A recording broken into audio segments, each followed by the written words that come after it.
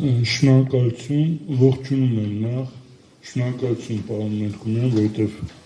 պրեզենտացիան հենց անձամբ ձեր աշխատանքն է, որոշ հարցեր բանավոր քննարկելով, այնուամենայնիվ ես պարոն Մանասարյան, ես կուզենամ հետևյալ միտքը շարունակեմ ձեր ասածի, շատ հարգելով եւ աշխատանքային փորձը եւ գիտական աշճանները, բայց այնուամենայնիվ ավելի լավը մենք ինքներս մեր խմբով փորձենք ինչ-որ որոշակի նկատառումներ կան, ուղումներ, շտկումներ, բացթողումներ, մենք մեզ քննարկենք առաջարկը անենք, քան թե դառնա թիրախ այլ տեղերից, որպես թերի աշխատանք եւ այլն։ Բայց այնուամենայնիվ ես իմ բնավորության համաձայն կփորձեմ որոշ դիտարկումներ անելու հետ կապված։ Հիմա նախ ամենակարևորը, քանի որ պարոն Մելքումյան, դուք նշեցիք քաղաքական բաղադրիչ, այնուամենայնիվ կա։ Ես կուզենամ առաջարկը անել հետևյալը. բոլոր ոչ թե չագերտավոր,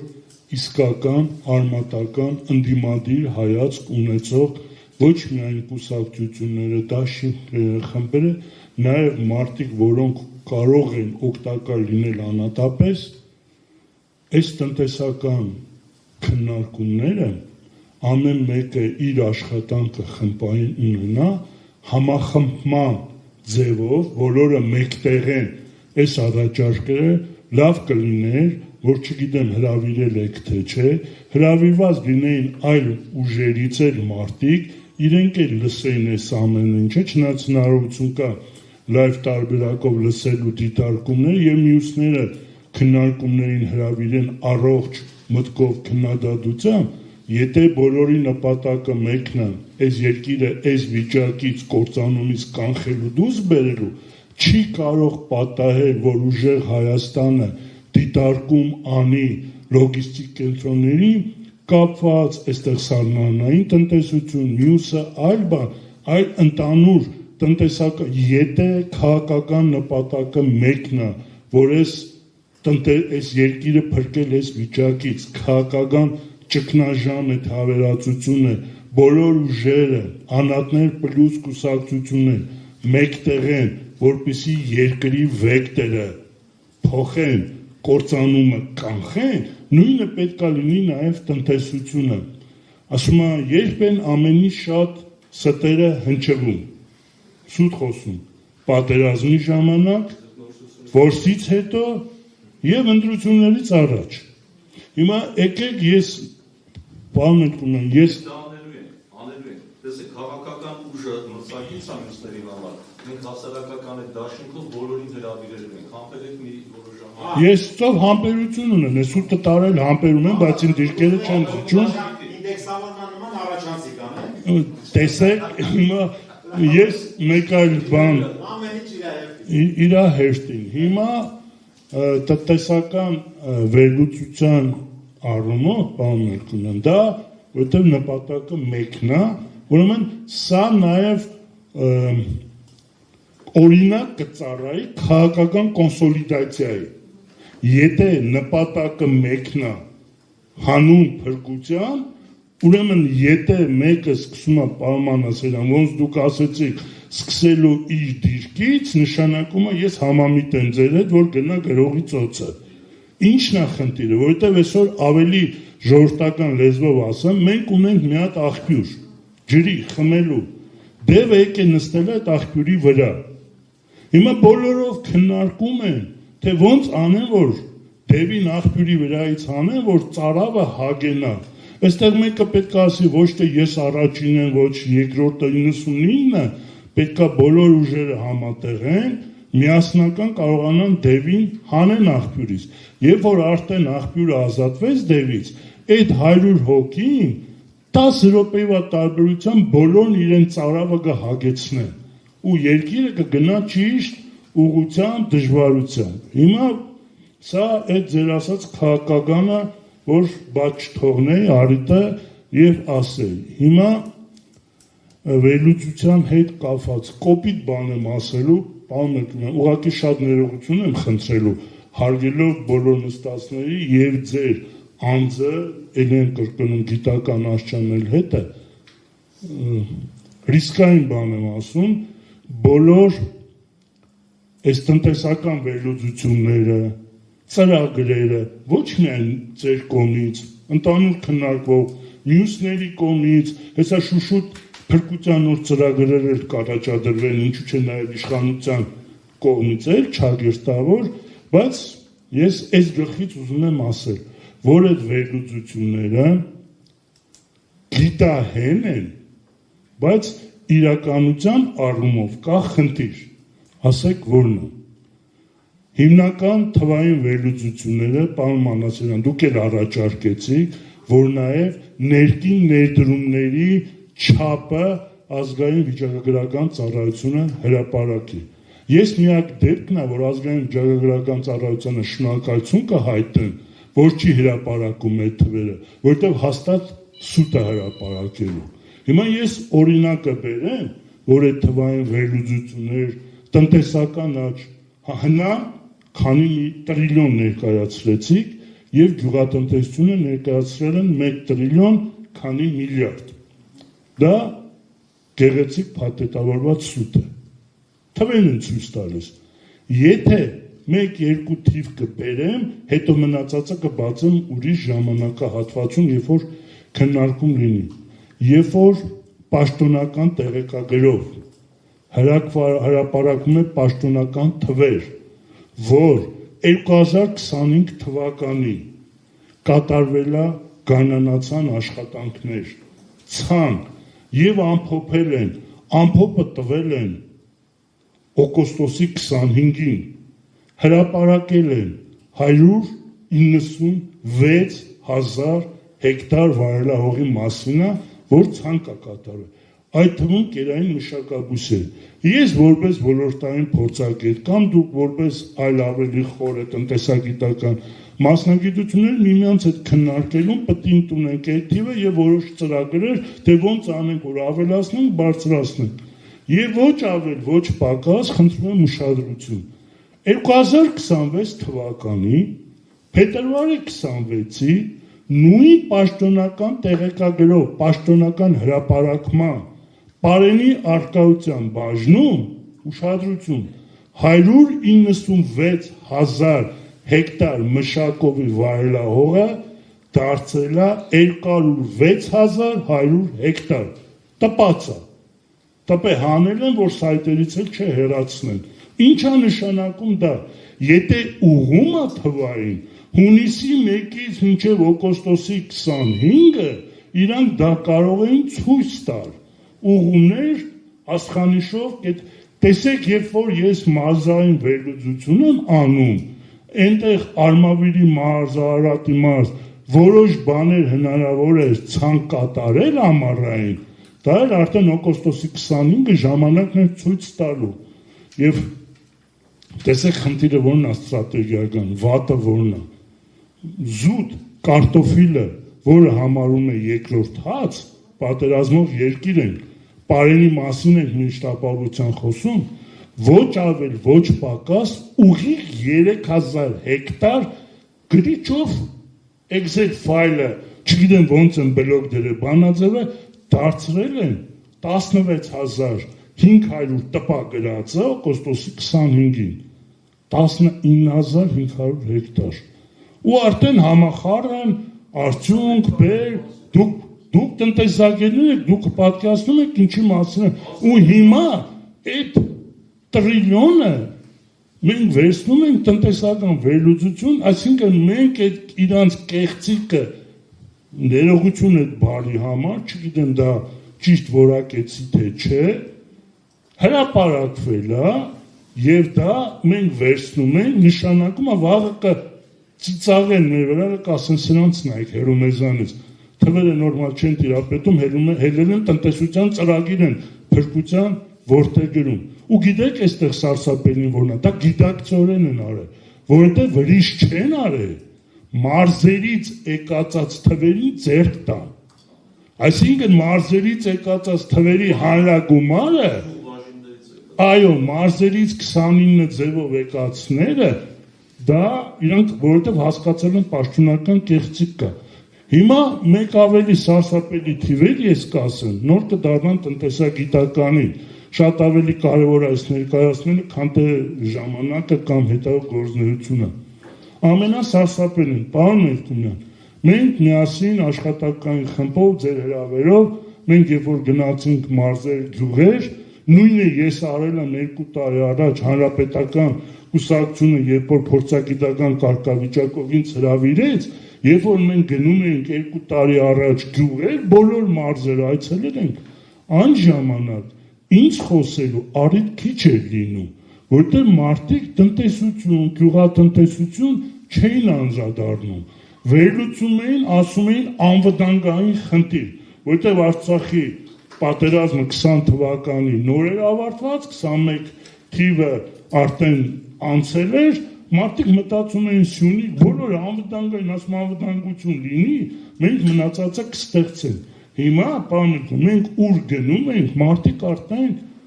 անվտանգայինը, ինչ ես նկատում եմ, երկրորդ պլան ամը, մարդիկ արդեն ցամաք հացի։ Այդ տնտեսական անվտանգություն։ Այո,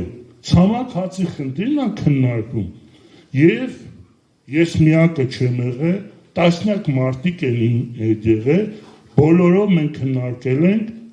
վարակիչ համաճարակային հիվանդությունների,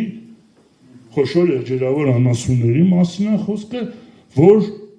գյուղում մարդիկ բոլորը ցույց էին տալիս, որ չկա մի տնտեսություն, որի կենտանիները, օրինակ կովերը, չեն հիվանդացել դաբաղով։ Հետո մասնագիտականը մի կողմ որ կատի քանակությունը քչացել է, ծախսերը բուժման ավելացել է, եւ այլ եւ հիմա տեսնում են հետևանքը, որ ես ավելի շուտ էի ասել։ Այստեղ նաեւ որ ես գալիս եմ մեկ ուրիշ բան։ Խնդիրը հետևելն է։ Նորից պաշտոնական հրապարակումը, տեղեկագիրը պաշտոնական հրապարակվել է 2026 թվականին, փետրվարին, երբ որ ես նայում եմ 2025 թվականին Հայաստանի Հանրապետության ողջ տարածքում ըստ մարզերի գրանցված վարակիչ հիվանդությունների թիվը, քանակը ու ուշադրություն այն հիվանդությունների վարակիչ, որոնք որ կենտանուց անցնում են մարդուն, պարոն Մանասարյան, անվտանգային խնդիր, անցնում է այդ հիվանդությունների ցանկն եւ ինչ եմ նկատում 2024 թվականին պաշտոնական հրապարակել են խոշոր եղջերավոր անասունների բրուցիլոզ հիվանդություն 1700 քանի գլուխ եւ մանր եղջերավոր 2200 ուրիշ հիվանդություններ չկա 2000 այս 26-ին որ հրապարակել են 2025-ը խոշորը դարձել է 3384 մանրը նույն թիվն է 3384 այստեղ սարսափել են գիտեք որն է որ մնացած հիվանդությունով այդ կա որ մենք ասում ենք դաբաղ տեսակ վարչապետը որ արտիկի տարածաշրջանում էր ֆերմերը մոտեցավ ասել դաբաղ համաճարակ գրածա 0 չկա այսինքն այդ ինչ եմ ես այդ ասում որ տնտեսական վերլուծությունները թվային մենք պետք է մեր ունեցած բազաներով ունենանք օպերատիվը, գիտականը, բազմամյա միջինը մի 30 տարի առաջ նոր այդ եղածած ամփոփելով գնանք առաջ։ Հիմա ես կամ արդեն ուրեմն մեր մոտ ինչն է խեղաթյուրվել։ Գյուղատնտեսության սուբսիդավորումը դա ուղիղ սուբսիդավորումը բանկերին։ Այստեղ գյուղացում ոչ մի բան չկա։ Մեկ այլ արիտո մանրամասը թվերը կբարձրացնեմ, որովհետև ամբողջ այդ սուբսիդավորված թվերը միանգամից պետական բյուջեից, հարկերից, տուրքերից, խոսում ենք շահարտահարկից եւ այլից, գնում է անմիջապես բանկեր։ Բանկերն սովորական առևտրային վարկերից սկսած բարձրացրել են տարեկան տոկոսադրույքը։ Չէ, իրանք ցույց են տալիս տարեկան տրիլիոններ։ ըստ 8 տարվա մեջ չէ, մի տարվա կտրվածքով օրինակ լիզինգի գծով ցույց են տալիս 51 միլիարդ դրամ, մնացած ծրագրերի գծով ցույց են տալիս իբրև թե 43 միլիարդ դրամ։ Բայց ես պաշտոնապես հայտարարում եմ, գյուղատնտեսության մեջ 25-ից 30 միլիարդ փող բյուջեի տողով դնեն, մեր հանրապետության մշակովի վայելահողերի, ես խոստանում եմ բոլորին, առնվազն 65%-ը պետության բյուջեի հաշվին մշակվի, վարվի, ցանվի, բերքը ուղղակի, այսինքն այս թվերը ոչ ավել, ոչ պակաս գնում են բանկեր։ Գյուղացուն ոչ մի բան չկա։ Ուրեմն եւ այստեղ այդ հնա բանը ես ասեցի 2014-2025 թվականի աղքատության հաղթահարման ռազմավարության ծրագիր։ Պարոն Մարկարյան, հիմա ես որ տեղակ եմ, դա համար եմ անդրադառնում։ Ինչ Այո, եւ այդ ժամանակ եւ ռազմավարությունը եւ գյուղատնտեսության կանոն զարգացման եւ բոլոր ծրագրերը 2016 թվականին վերանայվեցին։ Դրանք վերանայվեցին, փոխվեց մոտեցումը տնտեսությանը 2016, 17, 18-ի սկիզբ այլ էր իրավիճակը եւ գյուղատնտեսության եւ ընդհանուր համախառն արդյունքով գնալ։ Ես թիվ հրապարակեմ, որ 2016 թվականին գյուղատնտեսության համախառն արդյունքը կազմել է 1 տրիլիոն 212 միլիարդ 600 միլիոն։ Դա ամենանդիր ցուցանիշ 15-16։ Այո, ամենաբանը ու իրական, որտեղ ուղումներ արվել է։ Հետո իջելը նվազել է, տանկում է միկում։ Ուրեմն թոշակների հետ կապված, պարոն Մելքոնյան, սա ոչ թե պոպուլիզմ է, այլ վերլուծություն առաջարկը։ Ես չեմ նկատի առայժմ ոչ մեկի կողմից եւ ով է որ կմշակի, ես չեմ ասի սա է միտքը, խնդրում եմ ուշադրություն դարձնել բանկերում ներդրված ավանները, որոնք որ ժամանակին մարդկանց դառը դադումը կուտակվել է, բայց տեսեք արդեն մարդիկ այնպիսի տարիքային հասակ են հասել, այն տարիքներն են հետ վերադարձնում իբրև թե ինդեքսավորված, որոնք որ մարդիկ շատ ներողություն եմ խնդրում, դժվար են հասնում։ Կշռելի թիվ է, հաշվարկված թիվ է, դնեն, դրած պետք է լինեն, ձեր ասած 1-2 տարվա մեջ առաջ գցեն, եւ ինչու՞ չէ, նաեւ բաղադրիչ առաջանցիկ, նաեւ որոշ տեղեր վարկերի մարում։ Տեսեք, դուք ասում եք բանկերը համաներում տուգանք մինչև 3 միլիոն դրամները։ Հիմա այդ կառուցվածքի մեջ, խնդրում եմ, այդ տուգանքը չի կազմում այն գումարը տոկոսը, որը գեներացրել են շատ։ Եվ երկու կետեր, գույքահարկի հետ կապված, այստեղ տեսեք կենտրոն, հարվարձաներ եւ այլն, ոչ միայն այդ գոտիականության խնդիրը, մենք գիտենք այսօր պատերազմական վիճակում ենք, ինչ սոցիալական վիճակը, հիմնականում դնեն այն տարածքների վրա, որոնք որ ապահովում են մեծ շահույթ, դա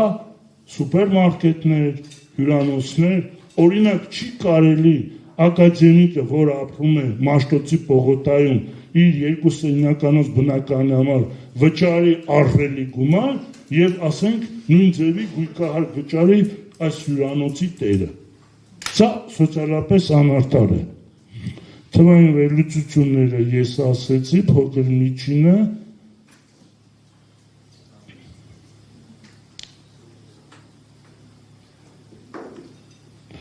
եւ անվճար ուսուցումը ամենակարևորն է։ Սա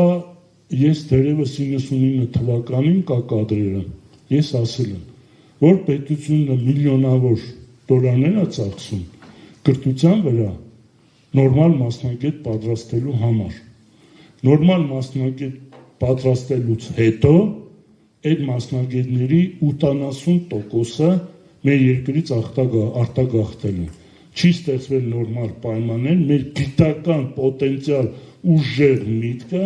տարվել է։ Նույն կապիտալիստական Ամերիկա, Եվրոպա, մյուսը տարել են։ Հիմա մենք հասկացել ենք, հենց պատական պարուներ ունեն, դուք լինելով անմիջական ամենօրյա կապի մեջ ուսանողության հետ, դուք բոլոր այդ ներբ երանգները հաշվի առնելով եք դա դիտարկում։ Շնորհակալություն դրա համար եւ ուսման վարձը դա տանում է դեպի սոցիալական, բայց տեսեք